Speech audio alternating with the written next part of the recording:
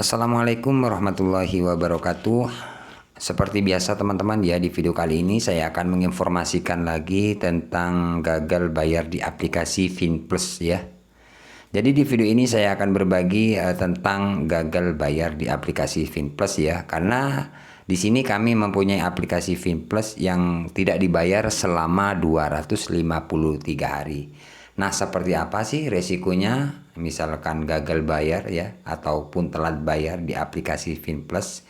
Buat teman-teman yang penasaran atau kalian punya pinjaman online di aplikasi Finplus yang sudah telat ataupun gagal bayar, kalian bisa simak terus video ini karena di video ini saya akan berbagi pengalaman ya, resiko gagal bayar di aplikasi Finplus ini seperti apa sih ya.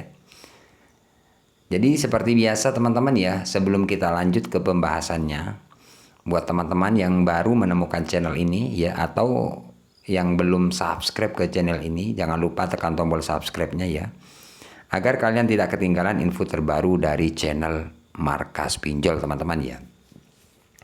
Baik, langsung saja di sini teman-teman ya. Nah, di sini teman-teman lihat untuk tagihan di aplikasi Finplus ya.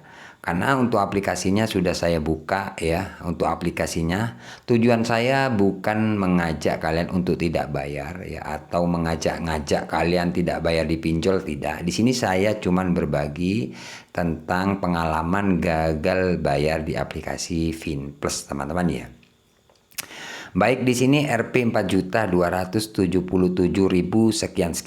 Jadi ini tagihan ya, 4.277.000 ini tagihan yang sudah tidak dibayar. Nah, tanggal 17 bulan 3 2023 ya, telat bayar 253 hari ya. Kalau kita hitung 253 hari itu sekitar 8 bulan di aplikasi Finplus ini tidak dibayar. Bang, resikonya gimana Bang? Apakah kalau kita gagal bayar di aplikasi Finplus, apakah ada DC lapangan yang datang ke rumah? Atau DC lapangan yang datang ke tempat kerja? Ya, ataupun sebar data. Jadi, tiga-tiga itu biasanya yang sering ditanyakan oleh teman-teman subscriber ataupun penonton yang biasanya komentar di channel saya ya. Yang bertanya ya. Nah, di sini saya akan menjelaskan teman-teman ya. Untuk yang pertama, misalkan teman-teman telat bayar di aplikasi Finplus ini, sudah pasti kalian akan dihubungi WA, telepon ya, setiap hari ya kalau kalian telat bayar. Jadi misalkan teman-teman telat 1 minggu, 2 minggu, setiap hari kalian akan ditagih melalui telepon kayak WA. Itu setiap hari itu ditagih kalian ya. Jadi intinya seperti itu ya. Bahkan kalau kalian kalian nggak pernah respon, biasanya dari pihak pinjol itu biasanya semakin nakut-nakuti kalian. Contohnya seperti apa ya, banyak sih cara nerornya dari pihak pinjol. Misalkan kalian telat bayar ataupun memang tidak ada dana, yang pertama-tama biasanya ditakut-takuti dengan cara data Anda di sini lengkap ya. Kalau Anda nggak bayar ya, data Anda kami sebar, kayak gitu. Ada sebagian dari teman-teman ya, dari teman-teman yang sharing sama saya, Bang ini bener nggak mau disebar, katanya ini bener nggak data saya mau dialihkan. Nah, itu cara-cara penagihan pinjol Finplus misalkan teman-teman telat bayar ya. Kalau saya mengartikan kayak gitu itu ya sebuah teror lah ya, intinya nakut-nakuti misalkan kalian telat bayar. Saran saya, misalkan teman-teman dapat WA kayak apapun ya ataupun teror, kalian nggak usah panik, itu sudah biasa teman-teman ya. Sudah biasa kalau kalian telat bayar di pinjol. Memang seperti itu cara penagihannya ya, dengan cara-cara ya neror ya. Data Anda lengkap ya. Bahkan Anda kalau nggak bayar 30 menit atau 1 jam ke depan, data Anda kami sebar. Biasanya ada yang seperti itu. Nah, misalkan teman-teman ada yang tidak dapat WA kayak gitu, biasanya cuma data Anda kami alihkan atau data Anda sudah dipertanyakan oleh atasan. Itu sudah biasa, nggak ada apa-apanya. Itulah resikonya teman-teman ya. Jadi aman ya. Misalkan teman-teman ada yang disebar data, mungkin kalau disebar data ya mungkin ada sih 1-2 orang ya. Kalaupun ada, tidak akan seluruh kontak kalian disebar, nggak bakalan ya. Kalaupun ada 1, 2, 3 orang, kalaupun ada ya. Tapi jarang sih teman-teman, karena aplikasi ini aplikasi pinjaman online legal. Jadi untuk teman-teman yang telat bayar gak bakalan disebar datanya, untuk data kalian tidak disebar ya.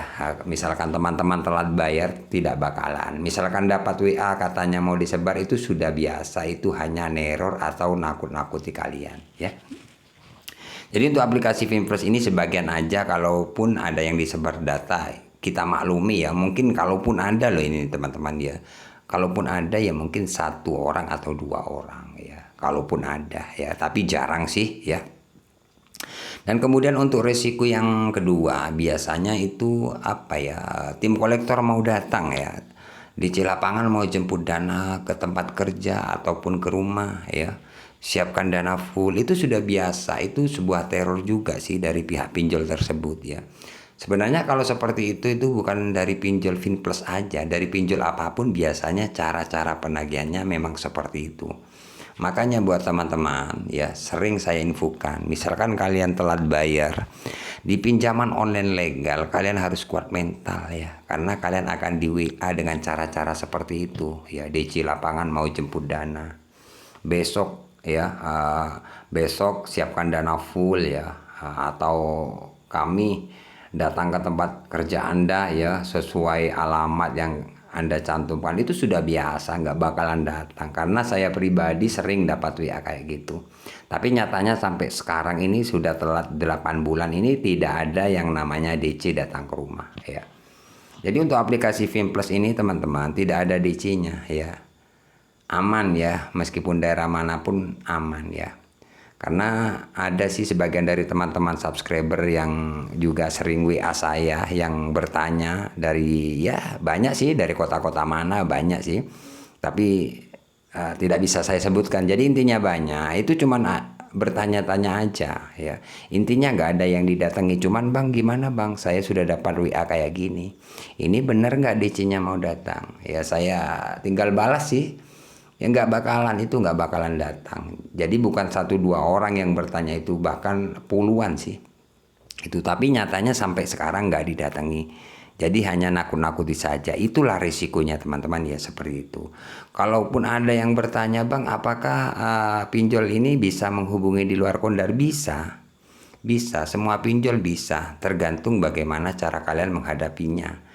Misalkan kalian telat bayar, ada WA ya, sekali-kali kalian balas kayak gitu. Ada telepon, sekali-sekali kalian angkat. Jangan kalian langsung ganti nomor, jangan. Itu bisa terjadi apa ya? Bisa terjadi ada yang namanya menghubungi di luar Kondar ataupun sebar data, bisa terjadi karena kalian sudah ganti nomor. Itu bisa terjadi loh teman-teman ya. Tapi sebagian teman-teman ada yang ganti nomor yang nggak ada apa-apa, aman. Jadi intinya aplikasi Finplus ini aman sih. Kalau ini nggak aman, dari kemarin sudah didatangi DC ataupun disebar data. Tapi sejauh ini nggak ada sih gitu loh. Ya, waktu telat 3 minggu memang masih sering sih WA, bahkan 1 bulan masih. Kalau kira-kira sekitar 2 bulan itu sudah nggak ada WA, telepon nggak ada sudah. Sampai sekarang aman-aman aja sih. Ini sudah 8 bulan nggak dibayar. Tagihan 4 juta loh teman-teman ini. Tagihannya 4.200.000, tapi ini sudah stop untuk di tagihan 4.200.000 sekian-sekian ini. Ya, jadi untuk bunga sudah berhenti, sudah nggak nambah lagi ya. Jadi sudah stop ya. Jadi ini sudah plus bunga ya. Jadi untuk aplikasi Finplus ini aman-aman aja. Misalkan teman-teman telat ataupun memang tidak ada dana ataupun masih nunggu gajian, nggak usah panik lah. Memang risikonya kalau kalian telat bayar sudah pasti ditelepon ya. Ya biasanya dari pihak penagih itu nakut-nakuti kalian. Kalian nggak usah takut. Memang seperti itu cara-cara penagihan pinjol. Nakut-nakuti agar kalian mencari dana talangan kayak gitu ya. Atau bahkan biasanya ada yang DC nagih disuruh minjam ke pinjol lagi yang lain kayak gitu. Kalian jangan mau lah ya, biar apa ya, biar tenang hidup kalian gitu loh. Jadi pada intinya video ini teman-teman ya, ini aman, tidak ada DC lapangannya ya.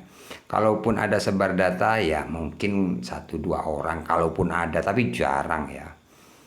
Menghubungi di luar Kondar gimana bang? Biasanya ada beberapa aja, tapi tidak ke seluruh kontak kalian dihubungi, nggak bakalan ya. Ya, ada sebagian yang dihubungi, ada yang enggak. Kayak gitu loh teman-teman. Intinya kalian nggak usah panik, nggak usah takut, resikonya seperti itu memang ya. Intinya aman dari DC ataupun sumber data ya. Kalaupun ada 1-2 orang, wajar kalau kalian nggak bayar. Ya, seperti itu aja untuk resiko gagal bayar di Finplus teman-teman ya. Semoga video ini bermanfaat ya teman-teman. Tunggu video-video selanjutnya dari channel saya. Saya akhiri untuk video kali ini. Assalamualaikum warahmatullahi wabarakatuh.